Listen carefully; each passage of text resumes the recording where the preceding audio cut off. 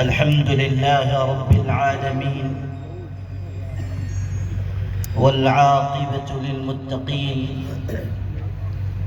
والصلاة والسلام على النبي الأمين محمد وآله وصحبه أجمعين. أما بعد، أعوذ بالله من الشيطان الرجيم. بسم الله الرحمن الرحيم. لن تنالوا البر حتى تنفقوا مما تحبون. صدق الله مولانا العظيم. اس باوقار تحفظ اوقاف کانفرنس کے صدر عالی قدر، ہم سب کے مخدوم اور بزرگ حضرت مولانا شاہ محمد فضل الرحیم مجددی دامت برکاتہم، اس علاقے کی نہایت بزرگ شخصیت حضرت مولانا حسن محمود قاسمی صاحب، ہمارے برادر محترم حضرت مولانا ابو طالب رحمانی صاحب، اسٹیج پر رونق افروز معزز شخصیات اور آپ تمام قابل احترام بھائیوں، کہنے والے نے کہا تھا مسائل کیسے بھی ہوں تا قیامت رہ نہیں سکتے، مسائل کیسے بھی ہوں تا قیامت رہ نہیں سکتے، یہ ظالم ظلم کی بن کر علامت رہ نہیں سکتے، جن کا عزم ہے کہ ہم کو چین سے جینے نہیں دیں گے، وہ جان لیں کہ خود بھی سلامت رہ نہیں سکتے۔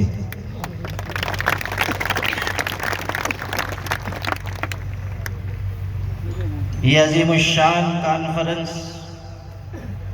تحفظ اوقاف کے عنوان سے منعقد کی گئی ہے، اور اس اہم موضوع پر مجھے آپ سے ضروری باتیں عرض کرنی ہیں، لیکن ان ضروری باتوں سے زیادہ اہم اور ضروری بات ایک اور بھی ہے،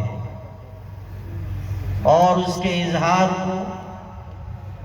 میں اپنی دینی، اخلاقی، شرعی اور ایمانی ذمہ داری سمجھتا ہوں،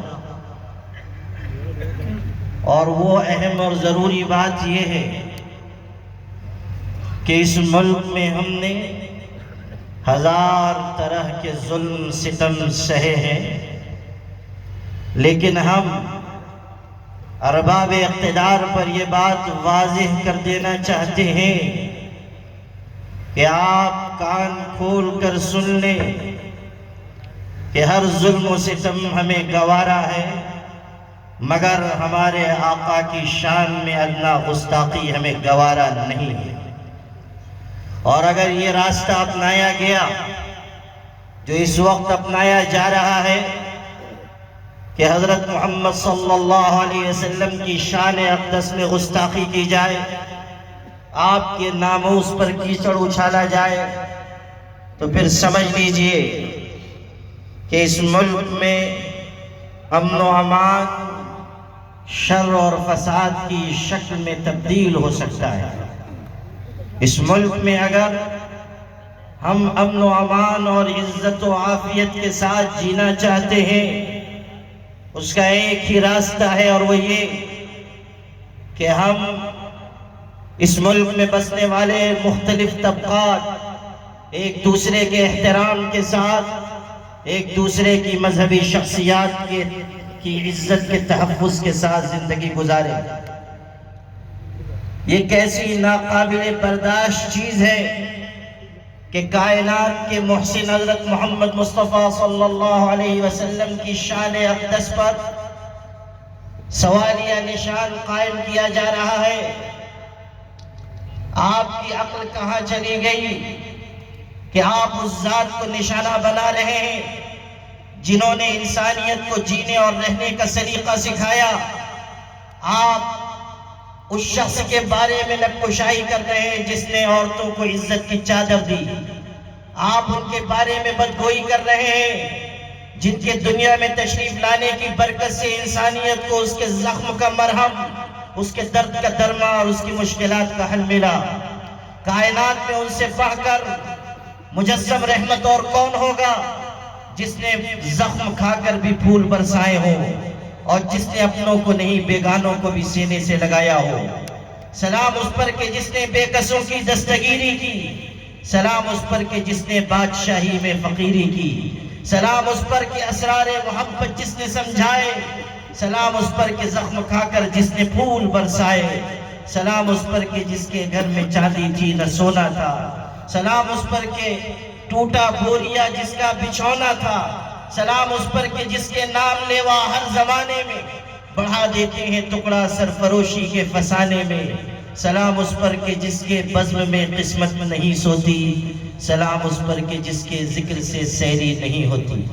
صلی اللہ علیہ وسلم. میرے بھائی، ہم سب اہل ایمان اس ملک میں اس بات کا اعلان کر دیں کہ حضرت محمد صلی اللہ علیہ وسلم سے ہمارا تعلق ایسی محبت اور عقیدت کا تعلق ہے کہ ہم کسی بھی قیمت پر حضور کی شان اقدس میں گستاخی برداشت نہیں کر سکتے. اسی کے ساتھ ساتھ ہمارے باپ دادا نے وقف جائیدادوں کی شکل میں جو سرمایہ اس ملک میں چھوڑا ہے،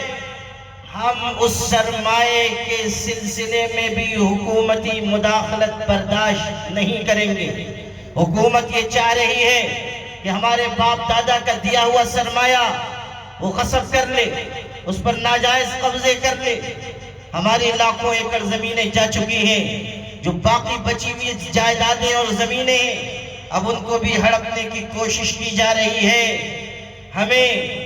اور انڈیا مسلم پرسنل لا بورڈ کے بینر تلے پوری قوت اور طاقت کے ساتھ یہ اعلان کرنا چاہیے کہ جب تک اس سرزمین پر کلمہ گو مسلمان باقی ہیں وہ اپنی مسجدوں اور مدرسوں میں مداخلت برداشت نہیں کریں گے انشاءاللہ. وقت جائیدادیں ہیں کیا؟ اسے آپ سمجھ لیں. قرآن پاک میں اللہ تعالیٰ نے ارشاد فرمایا لن تنالوا البر حتى تنفقوا مما تحبون. اللہ تعالیٰ نے اپنے راستے میں خرچ کرنے کی ترغیب دی. ہمیں بتایا گیا کہ اگر تم اللہ کی راہ میں کچھ دو گے